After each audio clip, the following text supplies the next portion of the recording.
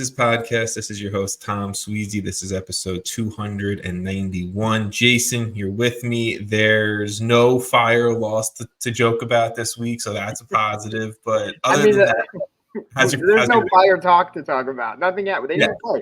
I definitely was there watching nothing. No, we're moving on. We're not going to complain. I found that like the last 3 weeks. I think people get it. You know what's funny is I tweeted out the video of you just talking about being miserable at the Fire game for the promotion on Twitter for the last episode, and I saw the interactions on that. That has like 1,000, like over like 1,000 interactions. So at least, if we even want to cut that in half, at least a few hundred people saw you bitching about me. That's disappointing. Honestly, like I still go every game. Like I still enjoy it, but this week, I mean, typically I'd be like, oh hell yeah, a point against Atlanta, cool. But it just doesn't.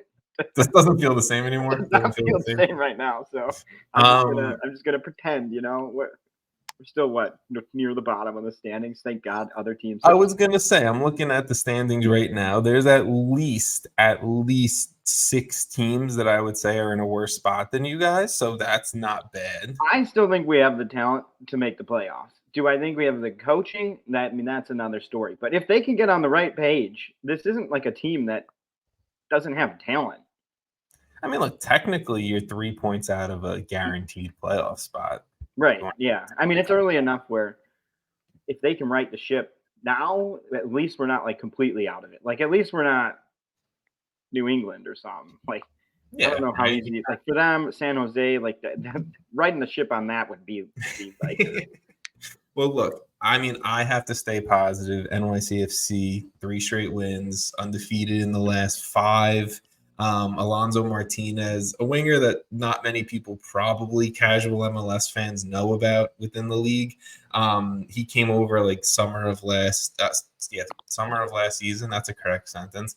And he scored the stoppage time winner. He has 2 goals this season. Both came in like stoppage time. Like one I think was to tie, one I think was to win. So he's the clutch, cardiac pigeons. That's not a good.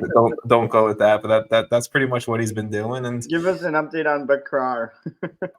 Still hasn't scored. You know what it is? What's his goal? Wait, what was the website where I can look it up? The goal. American Soccer Analysis. I'll talk about Bakrar while you look this up.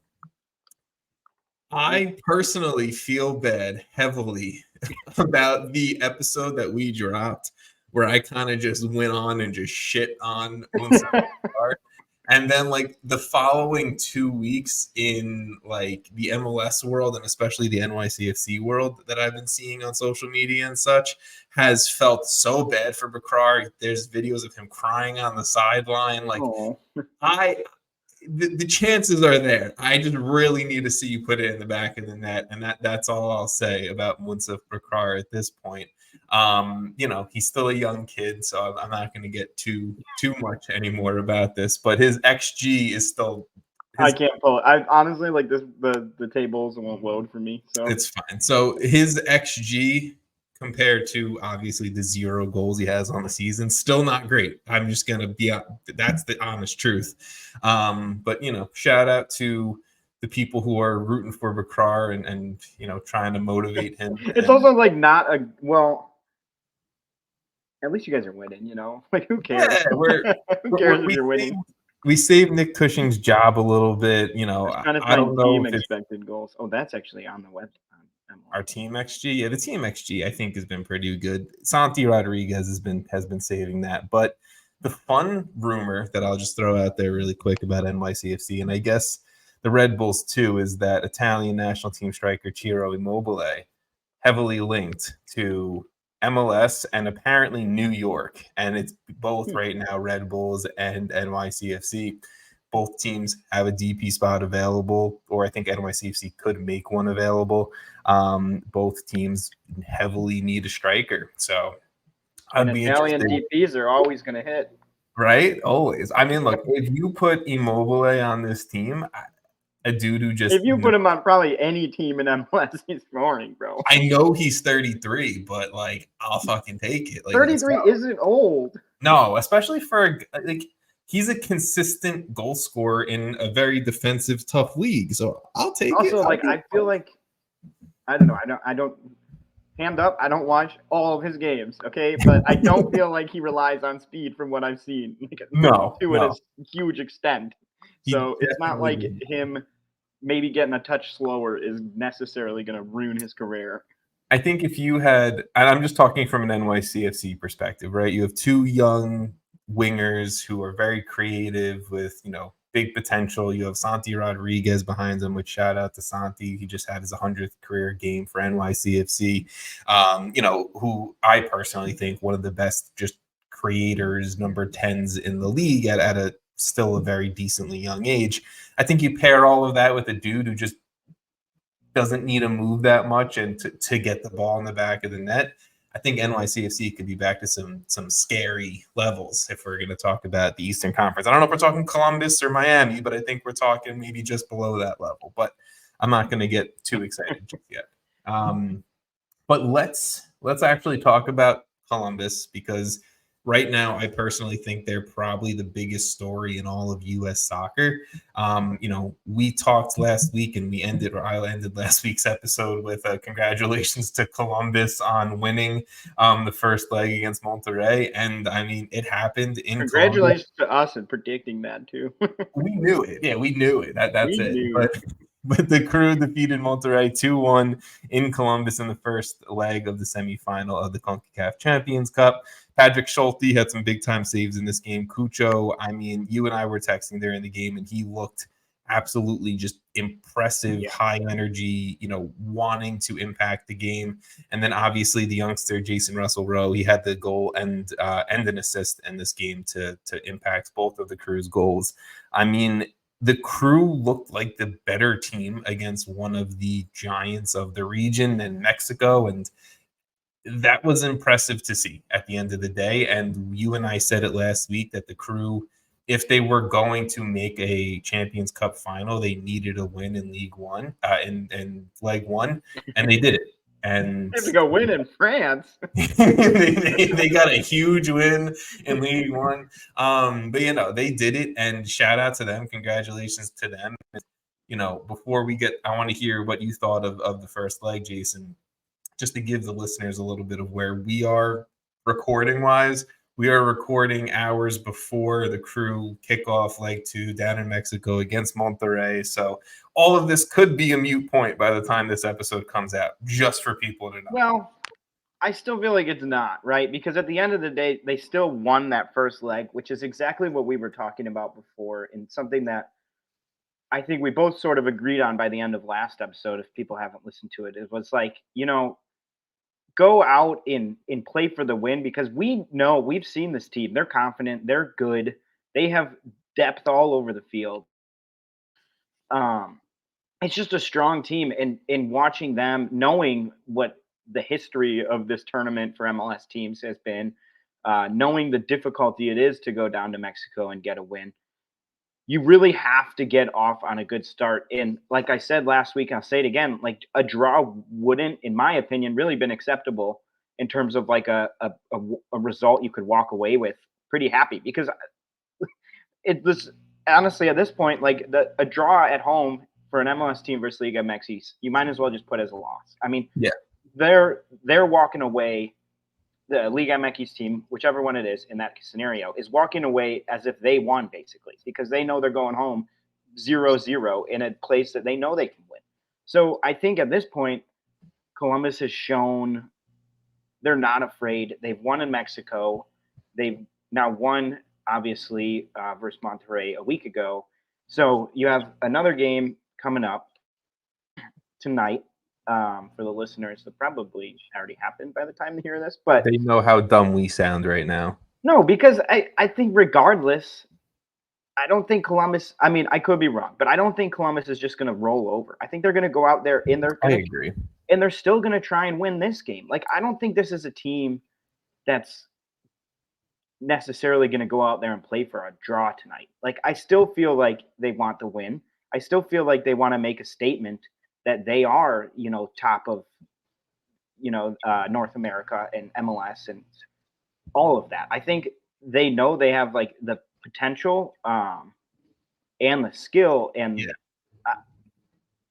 I think when you look at like any team that wins tournaments like this one, that wins in Europe consistently, also like, I don't know, I'm going for a while, so interrupt if you need to say No, you're something. good. But my thing is like any of these teams are gonna come off with that confidence that we're seeing out of Columbus, which is a really good thing. And I think when you like Russell Rowe, for instance, is a guy that he's not been super consistent throughout his early career, but he showed up and he played an amazing game. And I think like we saw with Cucho, who completely seems bought into that game, and whatever was going on behind the scenes before seems either wrapped up or pushed away to be fully committed. And like teams that win big tournaments go through bumps, they have things that don't always go their way, but they always have players that can step up into moments. And I think this is exactly what Nancy is getting out of this team, including going back to last year and into this year, is like people just consistently step up. Like Max Arfsten, who just kind of like, he's a great example. It's like, where'd this guy come from? Like. Well, I was gonna mention him because it's either gonna. So I think it's not confirmed, but I think it's from what I've been reading. Mo Farsi is gonna be out tonight against Monterrey, so it's gonna be Arfsten, or we saw I think in leg one, Steven Zavatsky out on the right midfield, right wing back role, whatever you want to consider it, right? So. Or a combination, it could be. Or a combination of it, whatever it's going to be. But I think pretty much at the end of the day, though, it's going to be these guys like an Arfsten, like a Zavatsky. Even if we're going to look at Derek Jones or, to your point, Jason Russell Rowe, guys like this who are going to have to step up in order for Columbus to play with that level of confidence and play to that high level to knock out a team that, yes, talent-wise probably has more throughout the entire roster. Financially has more, like all of that, right? And it's a good point. And, we can go down the depths of the conversation of how MLS needs to compete and blah, blah, blah. Where we are right now, it just comes down to Columbus's depth and their young pieces are playing up a level. And I give Wilfried Nancy and the veterans on this team a ton of credit for getting them ready for that. And, like you said in leg one, they could have, after letting up that goal, right? They could have been like, okay, let's play for the draw. Let's play it safe, whatever. They went out. Play just for the 1-0. Like they didn't even play for 1-0. They kept fighting. Exactly. They went out. They got that second goal. They bounced back. The mental toughness on this team is great. And I think, like you said as well, they're not going to go play for a draw down in Mexico. I think this is a team that is going to go play for a win, if you ask me. And if they get the draw, they're fine with it probably because they know that moves them on. But they also know the importance of probably what scoring and kind of putting the pressure on Monterrey down in Mexico is going to do. Yeah, I mean, I think they're going to go into this game knowing, like, at bare minimum, you need a goal, right? Like, you don't need it, I guess, technically, but based on how the history of this whole tournament is gone, you need a goal. You need a goal. It's you're not getting out 0-0. Like, it's not happening. I just don't see them going 90 minutes without potentially getting. I mean, unless Schulte continues. Like, I mean, he's been amazing. Obviously, we didn't even mention him, but that last game versus Monterrey, he came up huge within like the first 10 minutes, first 5 minutes when they had that ball in the box around like, I don't know, 8 yards. I mean, it wasn't the most powerful shot. I forget who was shooting it. But still, at the end of the day, to get down and make that save. Yeah, 100%. Well, and to do that, and it just sets the tone. It's like he's not gonna.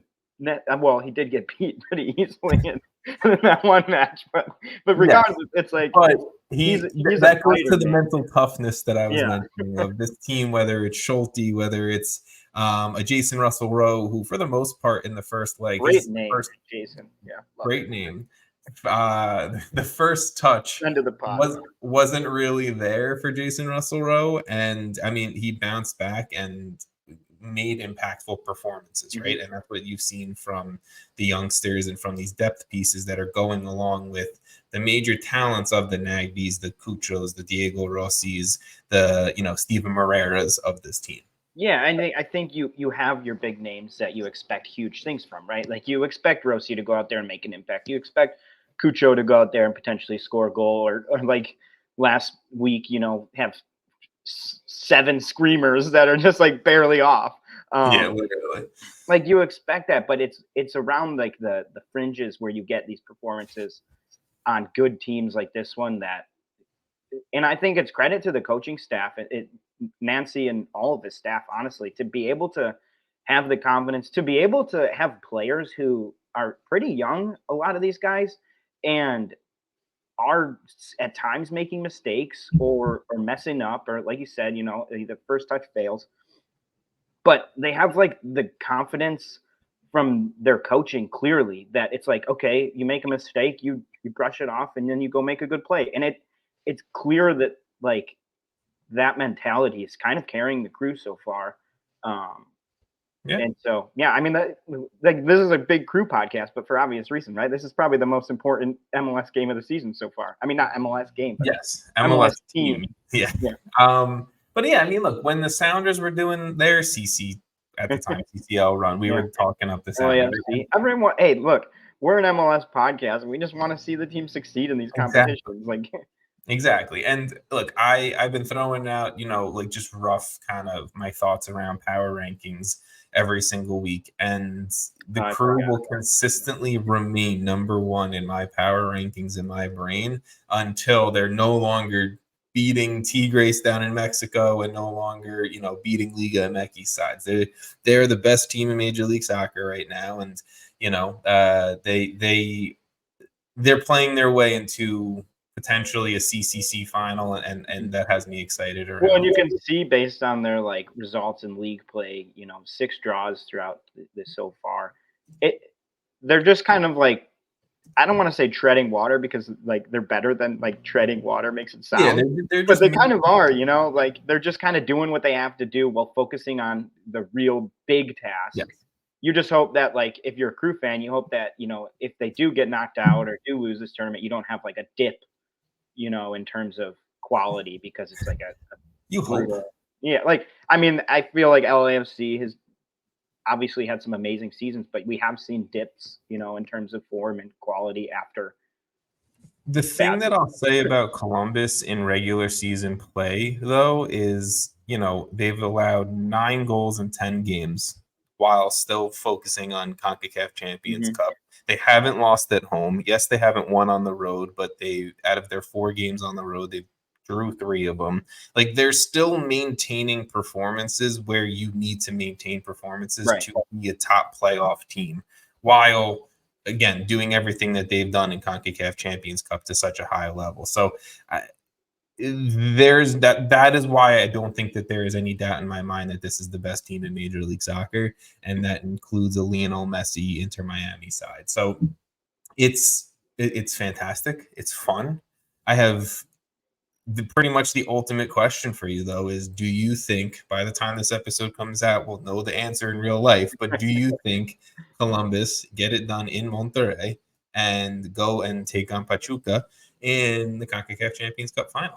I am going to say yes. I'm going to go again. Like I don't need to repeat what I've been saying, but like last week, like this week, this team is, I don't know, it just feels different, right? Like it feels good. I feel pretty confident. Not confident, but confident. You know, like the most confident I could be for an MLS team going down to Mexico and technically still needing a result. But look, I agree that there is something that feels different about this team.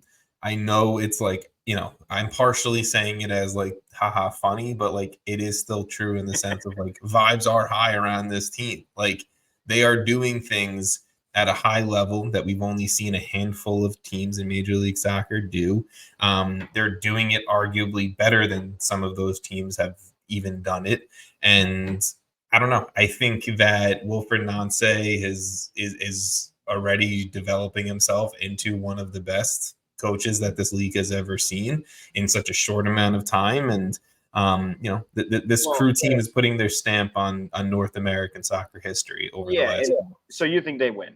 I think that. Sorry, I never answered that question. Yes, I think that they. I don't know if they win, but I think that they. But you mean like they move on? Yeah. They advance to a cup final tonight. I think they win.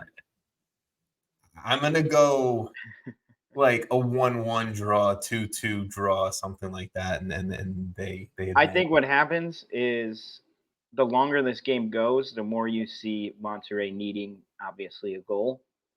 And that leaves them exposed a little bit. And I think Columbus is equipped to kind of take advantage of that.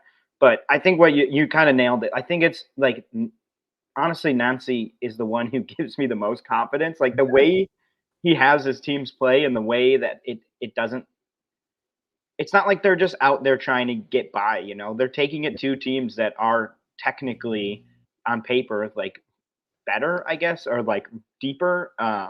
However you want to say it, but that's the thing. It's like it's not just like when you see I don't know, I don't want to like shit talk a team, but like in the Premier League, when you have like Liverpool or something playing Brentford, I don't know, and it's just like 5 at the back or whatever, not 9 or 10 behind the ball.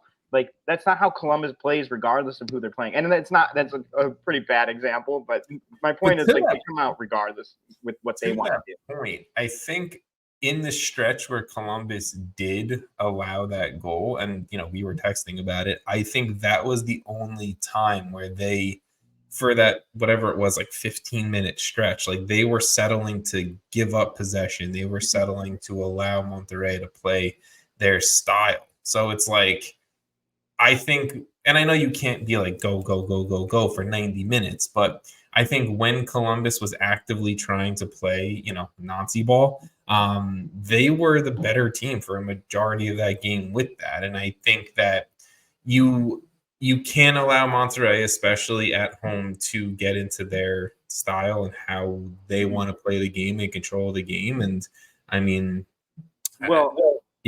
it's the same thing like we talked about all playoffs last year. A lot of MLS teams have different styles, and we went through the whole playoffs saying, Columbus is going to play their style. That's how they want to play. That's how they want to win. Yeah. It's going to be, they're not settling. And obviously like we saw it against Tigres as well. In a 90-minute game, if it goes to extra time, whatever, like there's going to be points where they probably will have to concede possession or play Monterrey's way a little bit, but it's how they either respond to that, how long that can go for. Like you said, there was about 15 minutes there. I think Monterrey scored in that, but they responded, and I think that's the biggest thing. It's like it's almost impossible to play 90 minutes straight one way and your way only, because it's still a game. It's why we play, right? Like Monterrey's going to adjust to whatever they, and especially because this is a second leg, like they're going to adjust, they're going to make changes, but so can Columbus. And I think it's one of those things where we've seen Columbus now all throughout last year's playoffs and throughout this tournament so far make the correct adjustments, the correct personnel changes to kind of like mitigate the pressure of having to go through to situations where you can't play the way that they intend to. No, I fully agree with you, Jason. I'm gonna slowly move the conversation away from Columbus, but I'm gonna transition it in a way here, in just kind of promoting some stuff. But on MLSAces.com, we have 2 new articles out for kind of my predictions, my hopes for the 2024 men's Olympic roster and the 2024 US Copa America roster. The one thing that I'm going to transition into the larger conversation that needs to happen is the Olympic roster, the goalkeeper situation. With the Olympic roster only being 22 players compared to like a standard 23 roster for an international window, many are saying it's going to be 2 goalkeepers on the roster, right? Mm-hmm. I think Gaga Slonina is probably the sharpied in name, but it seems like to me the competition for that second spot is Patrick Schulte or it is Chris Brady. Now I know You got a lot of Chicago Fire ties here, Jason. But yeah, I mean, that's pretty fun, So there are things to be excited about, I guess. Personally, I think it's Schulte because of what he's doing in CONCACAF Champions Cup, playing it at a higher level. Chris Brady's playing very good. He had a very strong performance in MLS last weekend. I think he was MLS Team of the Week as well. He was, and very, very much deserving at such a young age for him. But can you give me an argument, or do you want to give me an argument for Brady over Schulte? So I think at this time, I actually probably would agree it's Gaga and Schulte, just because of you almost don't want to rate it off team performance, but it still kind of is. And it's not like Schulte has been facing 0 shots and in having his team dominate most of these games, right? He's keeping Columbus in a lot of these games, yes. Especially these, especially that game. Obviously, the mistake against Tigres was bad, but for what 115 minutes, he was incredible, plus a penalty shootout. So I don't think you can. I almost feel like he's the lock, and it's between Gaga and Brady. Wow. Which might be a hot take, but I think Schulte is in. I don't know. I can't really make an argument against him. That's fine. That's fair. But I do think. Go ahead. Brady's been amazing. Watching him, and it's the same way I felt when I was watching Gaga week in and week out. The Fire have not been particularly strong in the last decade, as it's no secret. Yeah. But somehow we're producing some incredible kids at goalkeeper, because they both have easily been our best player. I mean, Gutierrez has been awesome, as usual, but I would argue that Brady has been our most important player this season. I mean, I think that's a fair argument. I just had to Google it, and he's only 20, which is mind-blowing. I think Gaga's 21. Yeah, he might also be 20. They're basically the same age. They were in the same goalkeeper academy and room for a long time too. So that's it would be cool if it was both of them. That would be awesome for the Fire. That would be cool. It would be cool just to they're buddies, So yeah, I'm sure it would be a nice, get along type of situation there. But look, you can't, no disrespect to Schulte like that, but pretty much that was just the transition so I can get to the larger topic of Sergino Dest. Sergino Dest officially out for a very long time after he's confirmed he tore his ACL. So now it has everyone speculating and talking about who do you want to replace him on the USMNT roster for Copa America. I don't want to. Well, I guess I'll answer that. Well, I kind of have a question about the goalkeepers. Yes. And I know you're talking about Olympic roster, but do you feel like if we stay with the goalkeepers really quick, and then we can go to Dest. Yeah. Where do you put on the Copa roster the third goalkeeper? Because I don't feel like I would have agreed that Calendar, which you have in your write-up, is probably the third goalkeeper. But recently, I do think there's an argument for any of the 3 goalies that we just mentioned. So the only reason why I'm personally leaving Gaga, you don't think anyone will make both, I guess? Is that no, so I don't think they physically can make both. I think there is an overlap, if I'm not mistaken. So just that. And it's also do you want these guys traveling around the world, multiple competitions that are months long, weeks long, stuff like that? It's also the interesting thing about this summer with the U.S. overall, in my opinion, is there is an opportunity to see 45 of our best men's talent. But also, if they do bring 2 to the Olympics, and you're bringing 3 to the Copa America, the odd one out of the Olympics technically could be on that Copa roster. Could be. It might be the better. I mean, we're talking about the third goalkeeper, right? So it's not a crazy argument, but it might be a good.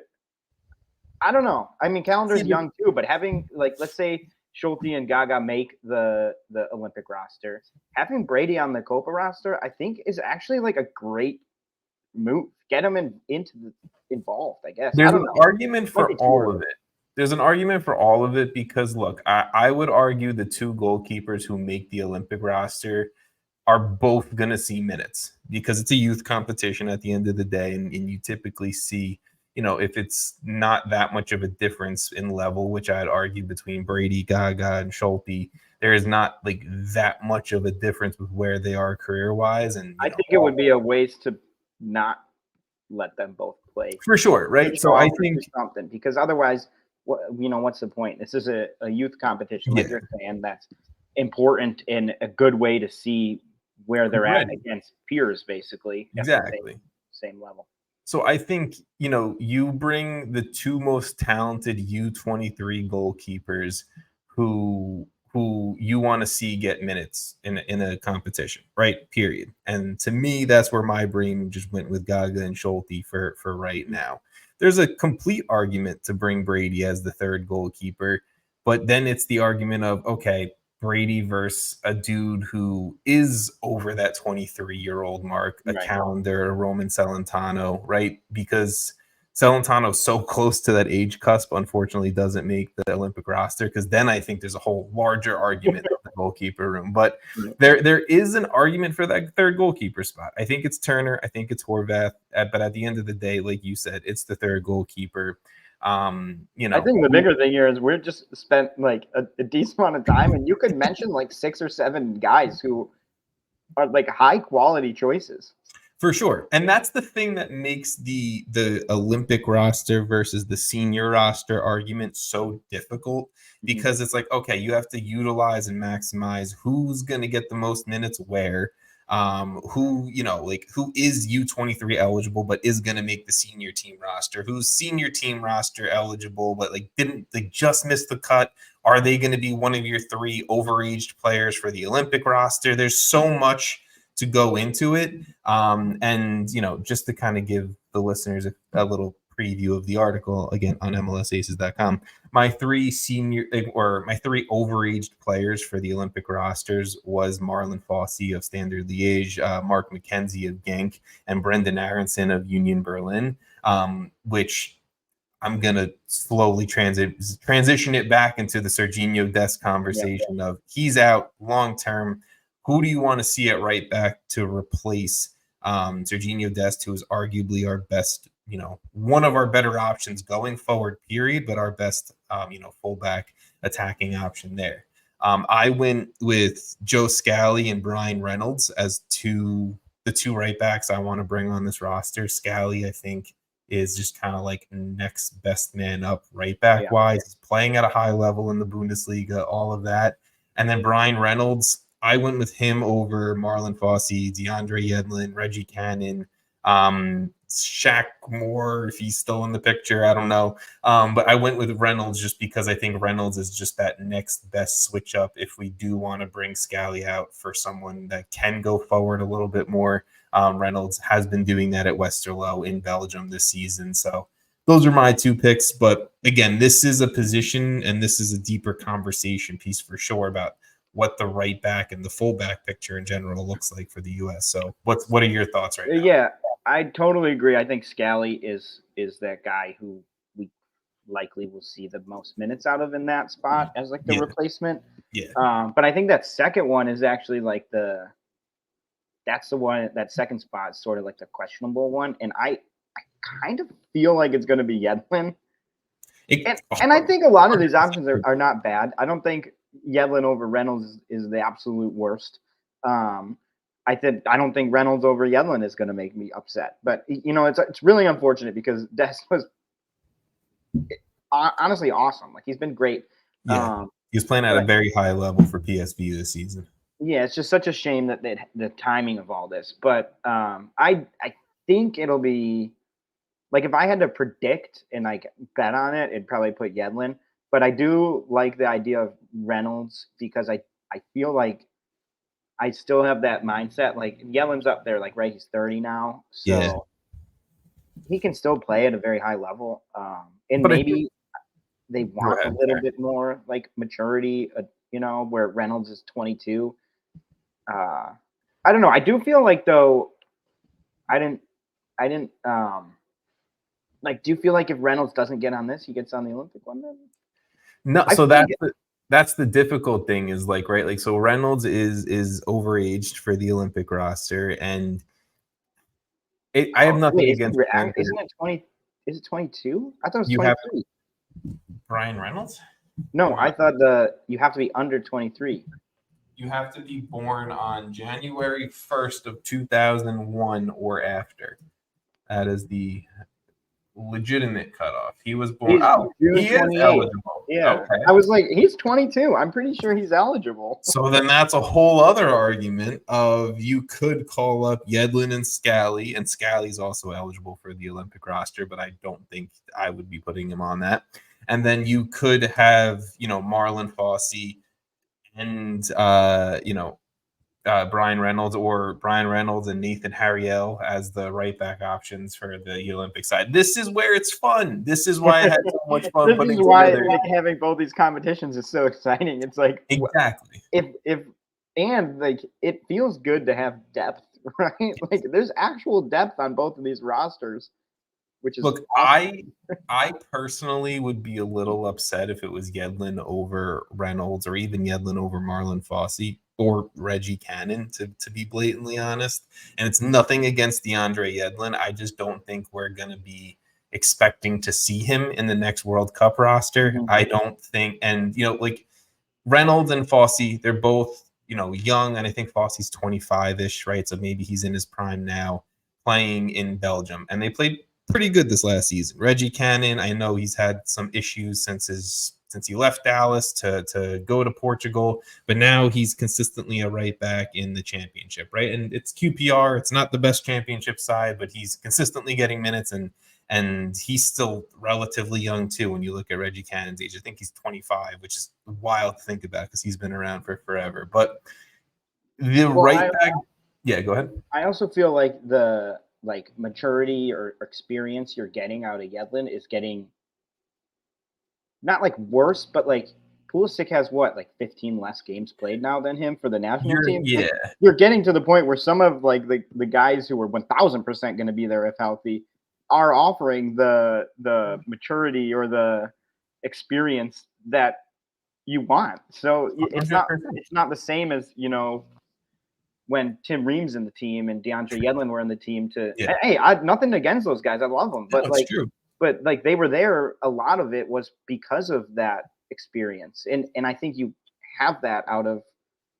I didn't pull up everyone's games played, but I know Pulisic had 66 here. So, but you're hitting a point where guys like Pulisic, McKennie, Tyler Adams, even a Miles Robinson or something like that. And they're going to be the loud ones in the room, Exactly. They're not quiet guys. When the next World Cup happens, you're hoping that they are your leaders, right? And Pulisic's been a captain, McKennie's they've all been captains, relatively within the last 18 months, 2 years, whatever. So I don't know. I think we're hitting a point where it's I'm not just going to shove DeAndre Yedlin in there because he's the next kind of veteran up in the group. Let's see what Brian Reynolds has at an age of still under 23 years old. Let's see maybe what Reggie Cannon's been up to, what Marlon Fossey's been doing. Yeah. And it's, again, no disrespect to DeAndre Yedlin.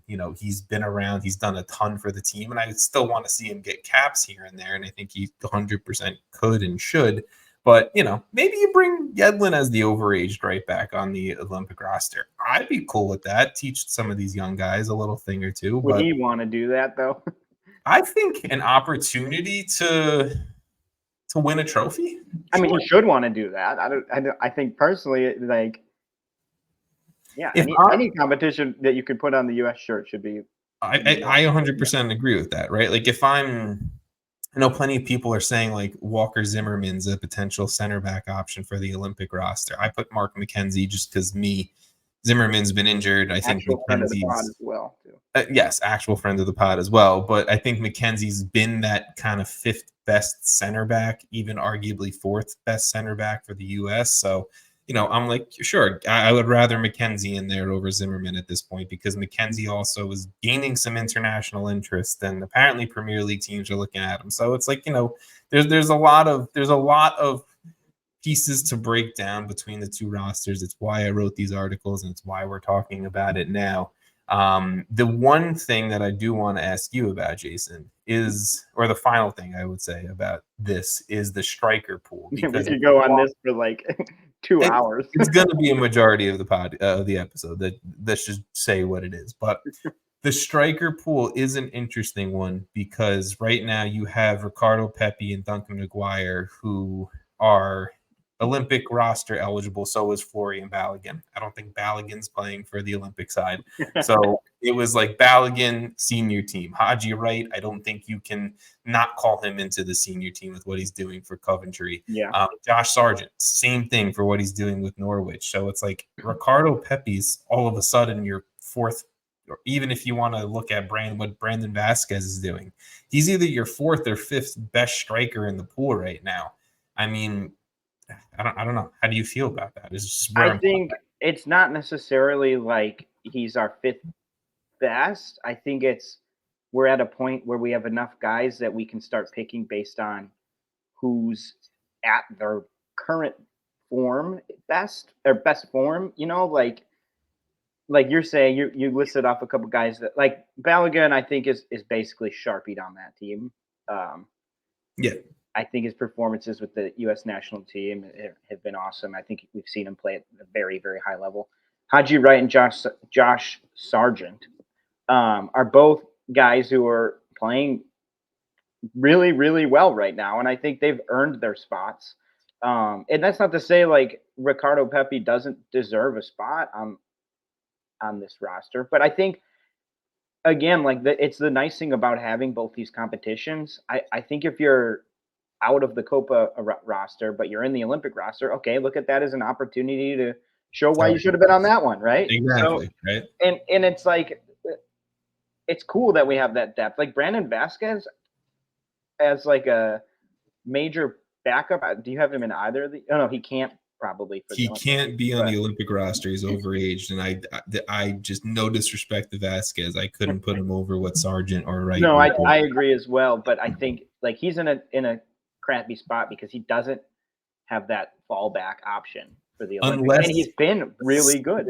It's like unless you want to use an overage roster spot on Vasquez. But I don't think it's worth it because I don't think that's a position that you. Yeah, with Pepi and Maguire, why are you going to do that? I think you have that right. I do love the shout of Darren Yapi on that list. I almost feel like you just put that on there for me. I don't know.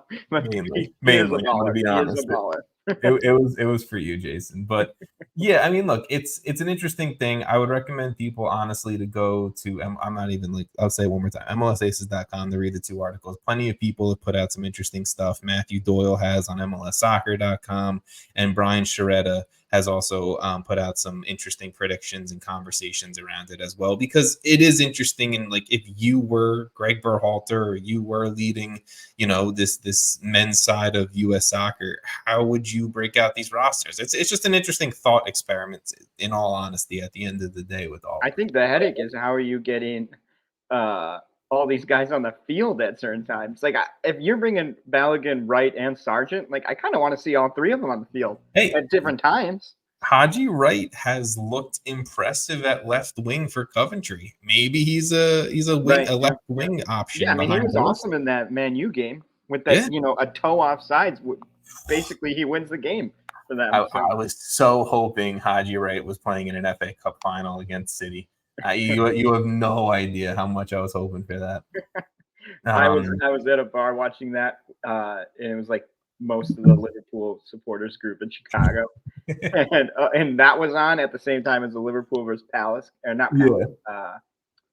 I can't remember who they were playing now, but both of those are on at the same time, and I honestly think most people were watching Coventry rooting for them. Man United losing and Liverpool, I'm just going to assume that they were winning the game that they did win that game, but yeah, they have not had the best month. Yes. I mean, but in other news in the Premier League, what we talked about, what was that, last week or 2 weeks ago with the vote, it did pass. So yes.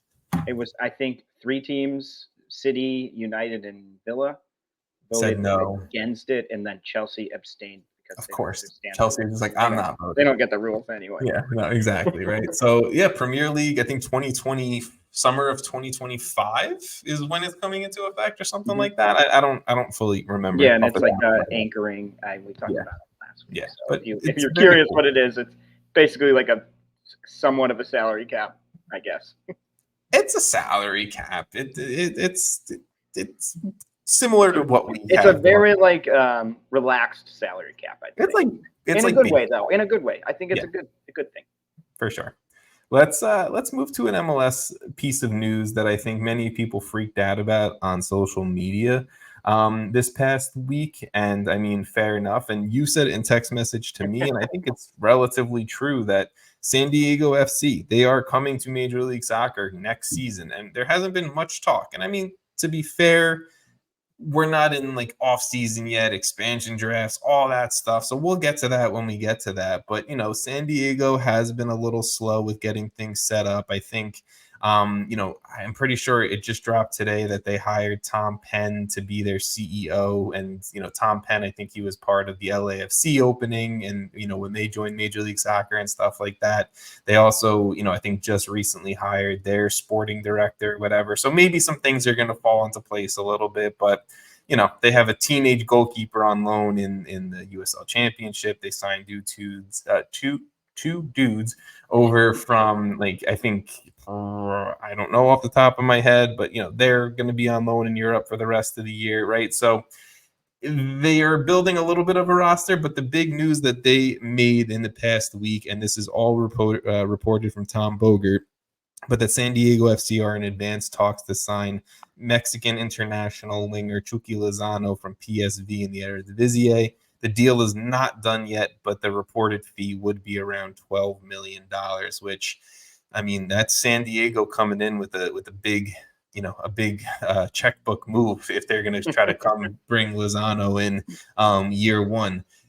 Personally, I love it. I like it. Chucky Lozano has never, I think, amounted to be what the potential kind of superstar winger. Is a crazy high bar. 100%, right? But at the end of the day, he's played for Napoli. He's won there. He's played for PSV. He's won there. He's played down in Liga MX. He's won there. He's won everywhere he's gone, and he's put up pretty decent seasons and performances in every single club and opportunity that he's had.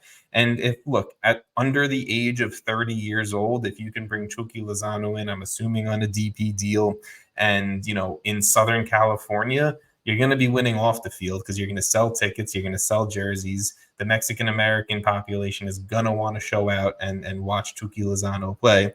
And then two, on the field, you're going to get goals and assists. You're going to get fun performances from a guy like Chucky Lozano. And maybe coming back to North America, where there's teams and leagues and competitions he's familiar with, maybe you get a little bit more from him there. So I personally think this is a win-win off and on the field. And, I don't know about a $12 million fee, but who knows anymore. I mean, I think we did text about this one as well, and I kind of echo what you said. I think it's a solid move off the field and on the field for the team, especially I had to look up the logo again because I forgot. It's a pretty forgettable logo. It's so bad. Which is a shame because why is it like silver? They need more color on that logo, dude. They're San Diego. It's not. What? I don't know. Anyway, I do like the idea of getting, this deep. He'd be a DP, obviously, right? Yes, I'm assuming a $12 million transfer. He would be a. So I think getting that kind of guy and getting it early, they can start to build their team around him is the right idea as well. So it's not only this is a great move because it's going to get fans. It's going to make kind of a statement, they're coming in with a big signing, $12 million. If that ends up being the final fee, maybe it'll be more. Maybe. But I do think just in addition to all that, getting him in when you have a team still to build is it's a little risky, but at the same time, I think it's a good move because you can then craft your team with him in mind, with his skill set in mind and how he performs, these guys. I literally just thought of this. Do you know what this reminds me of? And I just brought up Tom Penn being the hiring and all of that. It reminds me of when LAFC came into the league and they signed Carlos Vela, and it was, okay, we're building a team around Carlos Vela. Mexican and it's probably the same thing. And I think it's a successful – well, we've seen it have success. But I think regardless, like it's a good way to start building a team. It's like, hey, look, who's going to be our arguably best player? And like maybe they get another guy who's at his level, maybe not. But like one of the top 3 players on the team is going to be Chucky Lozano if this goes through. So they look at that, they say, okay, how do we get him to perform at his best? You know, you fill out the team around his abilities. Because if you build a whole team and then you get him and it just doesn't work because you have a bunch of players who don't work together, then you're going to be wooden spoon contenders for 3 years, even with a big name. So I think it's better to do it in reverse like this, where you get the big name and then build from there. If I'm not mistaken, and I plugged all this into Transfer Marked correctly, which sometimes I don't, so I'm going to be very blatantly honest with that. A $12 million transfer fee would plug him around 4th or 5th all time in an MLS like acquisition. I mean, Hugo Kuipers this past offseason was apparently a $12 million Euro transfer fee. Ezekiel Barco was $12.3 million. Brenner was I almost forgot about him.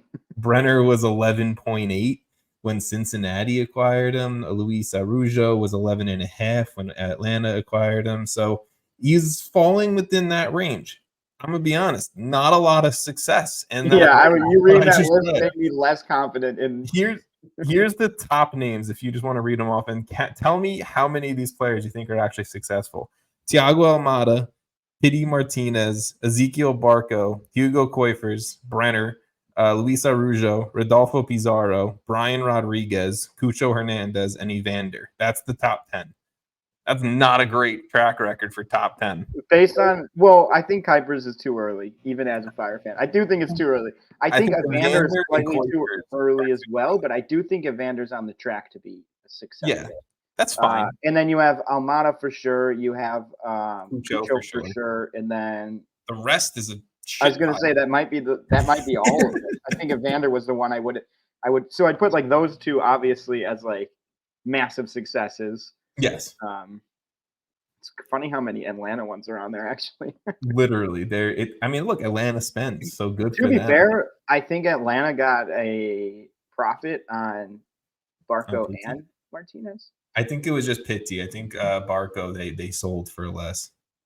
But it wasn't like a crazy drop. I feel like I don't remember being like, oh, that was horrible. They definitely lost out on the deal. How they made more money on PT, it was crazy. Yeah. I mean, look, Saudi Arabia, I think he went to I have literally not followed a single thing about him since he left. Well, now I gotta look this up. Yeah, now I really would like to know where we're 52 minutes in. This is where we're at, folks. Well, he's at River Plate. He's back down in Argentina. Cool. Okay. Awesome. But yes, in larger terms of Chucky Lozano coming to MLS, that's where it would kind of play some transfer fee wise for an incoming player that was paid a transfer fee. So we'll see. I mean, look, it's just funny how, Malik Tillman falls out at PSV and Chucky Lozano's like, I got to get the hell out of there. Just another example of USMNT is better than Mexico, whatever. Jason, we're going to finish up the episode with just give me your top performance player team result from the past week of MLS, and then I'll give mine and we'll be done for listeners' sake here. I should have pulled up the games. I got you. Don't worry. I'll start it off with the Philadelphia Union. They were undefeated before last weekend. Now they're on back-to-back losses at home against RSL and the Seattle Sounders. So the Union, not my top performer, but I just want to mention no longer undefeated in MLS play. That kind of sucks. And things are not looking good. I think Andre Blake just posted how he's no longer happy on his Instagram story. So we'll see what happens with that. But Daniel Gazdag, he scored a goal against the Seattle Sounders. And with that goal, he became the Union's highest ever goal scorer in their club history. So even through some negatives, just want to congratulate Daniel Gazdag on a very amazing feat for anyone to become your club's all-time leading goal scorer. Yeah. I don't know if you want me to comment on that. I was like looking at the game, so I was barely listening. It's okay. I think I'll probably pick. There's some good ones. I have some honorable mentions, but I think I would like to pick Austin beating LA Galaxy. And I do have some concerns continually about the Galaxy and the amount of goals they're conceding, because I think we've seen Miami conceding a lot of goals, but Miami also is scoring an insane amount of goals at this point. Again, they conceded 1 goal, but they scored 4. Messi's looking unstoppable. Yeah. But I think the Galaxy do, as much as we kind of like praise them, I just the number keeps growing, right? The number of goals against keeps growing, and it's getting to a point where it's like, this is a lot of goals to concede to outmatch, and they are doing it, but it's getting worse. And Austin, I think, just shout out to them. They went up. They didn't look back at home. They beat the Galaxy. They got the job done, and they're in the playoff spot, like an actual one. Not that play-in BS, which I like. Don't get me wrong. I do like the game. I just don't consider it the playoffs. Yes. Definitely Austin deserves some loves, and it deserves some love. Yadier Obrian with a goal and an assist to beat the Galaxy, and I think the conversation around the Galaxy struggles definitely needs to be brought up. Not this episode. We'll probably talk about that more. Just coming to rapid fire through this stuff, Jason. So if you have anything you want to say. One more team. I do think Minnesota, they keep rolling. I do think we should mention the fact that I think they were home. They were home. But still, another win, another good performance, pretty easy performance. And they had a decimated bench. Like they had like no one playing. They're +8 in goal differential, which is tied with Salt Lake for second in the league. Oluwase, Timu Pukki, Robin Ludd, like they're all just offensively killing it. Another team that's just getting the most out of everyone they play. For sure, 100%. Like I said, I'm going to rapid fire through this, so interrupt me if you have something you want to say about the team or the player. But Toronto FC, I think very much shocking people. Prince Owusu scored a goal in the 90th minute to win the game for Toronto FC over Orlando on the road. Toronto scored back-to-back goals in 3 minutes to take down Orlando, and Orlando's a shitty start to their season continues while Toronto under John Herdman continues to roll. A year contender potentially? 100% at this point. I think potentially the leader. Inter Miami, they dominate New England. Lionel Messi continues 4 goal contributions in this game. It's not impressive that they dominated New England because of where New England's at, but it is impressive that Messi just is 2 goals, 2 assists on this game, just starting to rack up numbers. It's getting to a point where people are like, is this concerning? I mean, probably, but just enjoy Lionel Messi while he's in Major League Soccer. Before he's done. He's done this to every team he's played, league he's played. Exactly. The people who say like, oh, MLS the competition is so bad, it's fucking Messi. Okay, it does this to everybody. I'm gonna clip that. I'm just gonna have that. It's fucking messy. DC United, they beat up on a red card stricken Seattle Sounders team again. They gotta get control of their players, bro. They did bounce back because they played Philly last night, like I mentioned before. In the game that was abandoned a few weeks ago or whatever. So they did bounce back. They did get a win over Philly, but they lost to DC here. Christian Benteke with the brace, he hit the game winner that was on a header over poor Christian Roldan. I mean, 6-3 versus 5-8. You're not gonna win that one. I'm still not worried about Seattle, really, though. I am, but we'll talk about that when we talk about the Galaxy struggles next week. FC Cincinnati, they picked up a home win over the Rapids 2-1. Corey Baird with the goal and an assist. He scored his first goal in an FC Cincinnati uniform. Cincinnati also just signed a U22 striker on loan from Shakhtar Donetsk. So Corey Baird, you better start scoring more, boy, because you got some competition in that striker room now. And then the last thing that I just wanted to mention was San Jose. They made a big time signing of their own before the transfer window closed. They spent $6 million on, which is a club record signing, on attacking midfielder Hernan Lopez from Godoy Cruz in Argentina. He's a 23-year-old Argentine. Like I said, number 10.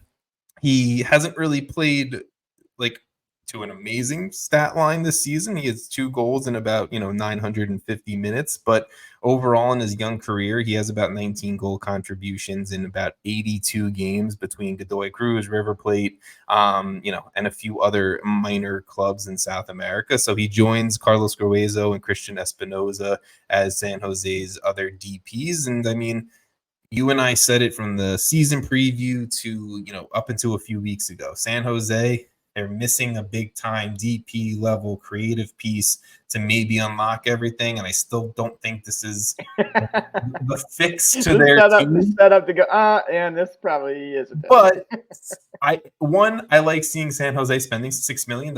It's good seeing teams spend money. That's a positive. And 2, you hope that, as a 23-year-old attacking midfielder, in this league, he can grow into being a stud 10 that we've seen happen throughout all of MLS history will ultimately, win you games down the line. So I am happy for San Jose fans. I just don't know if this is the fix for 2024.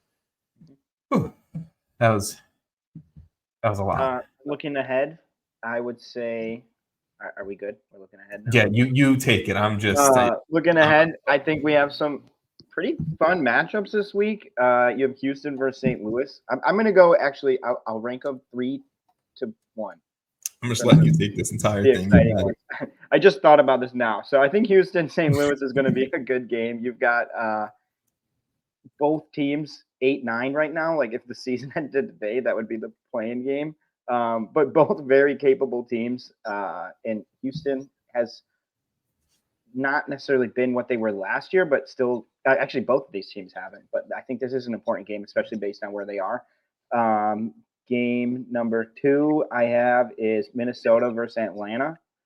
I think, I forgot LA Galaxy plays the Sounders. Whatever. Minnesota versus Atlanta is my second one. I think that game, again, a very high level, a team in Minnesota with a new coach who's just kind of cooking right now. In Atlanta with a lot of talent, but not necessarily the results certainly or currently to show for it. Also, Giacomakis, I need you to start scoring, bro. I need you to start scoring more. I mean, he's doing pretty well, but Messi is setting an insane bar. He needs to be healthy and start scoring. Yeah. I mean, him healthy, I think Atlanta's a different team. Yes. And then my last one is Inter Miami versus the Red Bulls. I think that game is going to be an absolute banger. You've got Miami first in the entire league right now in 26 goals for, which is leading the league. Next closest, I think, is Galaxy with 5. Decent amount conceded as well, but like I said before, it hasn't mattered yet. You also have Messi, right? And he's incredible. And then you have New York, who is arguably in that upper tier. I think probably power rankings top 4, maybe top 5. I'd put them in mine, and yes, I would put them in there. Where'd you have them actually? Like 3? I think I had them 3 or 4. I don't know if you could do. I mean, I think in my mind Columbus is ahead, but I don't think if I was rating just off of MLS play. No, you got to look at the full picture because we are a league that plays multiple competitions. I had the Red Bulls in 3rd after last week. Okay, yeah. Well, basically agreeing with me. But yeah, I think that game. So you basically have a heavyweight matchup there. That should be awesome. And I think we'll learn a lot about both of these teams because this is a Miami team that's going to play a very good team actually after coming off of a very bad team in New England. Yeah, fair enough. Yeah. 3 games. Watch those 3 at least. I'm gonna leave it at that, Jason. He did a very good job of wrapping that up. I'm gonna leave this the same way we left it last week, just for the luck to continue. Congratulations on Columbus on making the CONCACAF Champions Cup final, and we'll talk to you guys next week. Peace.